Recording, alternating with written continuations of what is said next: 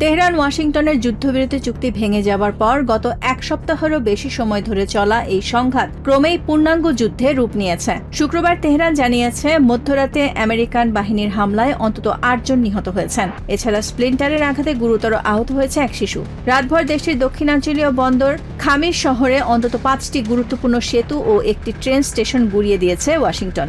মূল ভূখণ্ডের যোগাযোগ ও বেসামরিক অবকাঠামো লক্ষ্য করে চালানো এই হামলায় ধ্বংসস্তূপে পরিণত হয়েছে বিস্তীর্ণ এলাকা। এদিকে ইনশাহর প্রদেশের একটি বিমান ঘাঁটিতেও হামলা চালিয়েছে ইউএস সেন্ট্রাল কমান্ড। সেন্টকমের এসব বিমান হামলায় ইরানের চাবাহার বন্দরের নজরদারি টাওয়ার ধ্বংস হয়েছে বলে জানিয়েছে দেশটির রাষ্ট্রীয় গণমাধ্যম। জ্বালানি অবকাঠামো ক্ষতিগ্রস্ত হওয়ায় দেশজুড়ে তীব্র বিদ্যুৎ বিপর্যয়ের আশঙ্কায় ইরানের সতর্কতা জারি করা হয়েছে।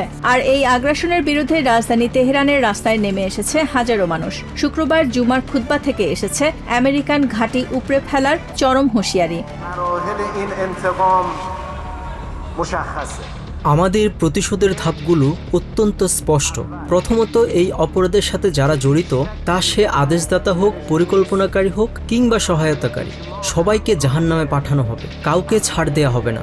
দ্বিতীয়ত, এই অঞ্চল থেকে আমেরিকান ঘাঁটিগুলো উপড়ে ফেলায় আমাদের আসল প্রতিশোধ, এবং বীর মুক্তিযোদ্ধারা ইতোমধ্যে সেই আঘাত শুরু করে দিয়েছে।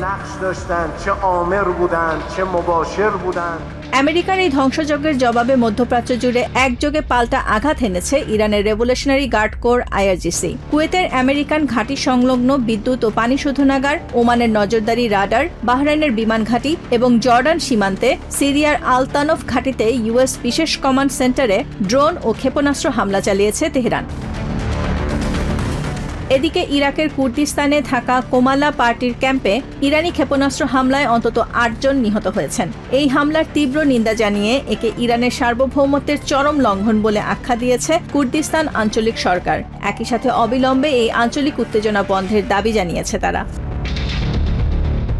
দুই পরাশক্তির বিধ্বংসী লড়াইয়ে অবরুদ্ধ হয়ে পড়েছে বিশ্ব জ্বালানি সরবরাহের লাইফলাইন হরমুজ প্রণালী। ক্রমেই ঝুঁকিপূর্ণ হয়ে ওঠা এই সমুদ্রপথে বৃহস্পতিবার মাত্র 3টি পণ্যবাহী জাহাজ পার হয়েছে, যা মে মাসের পর সর্বনিম্ন।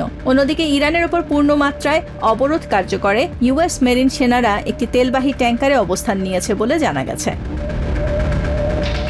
Nahid Sihan, TVN24 news desk.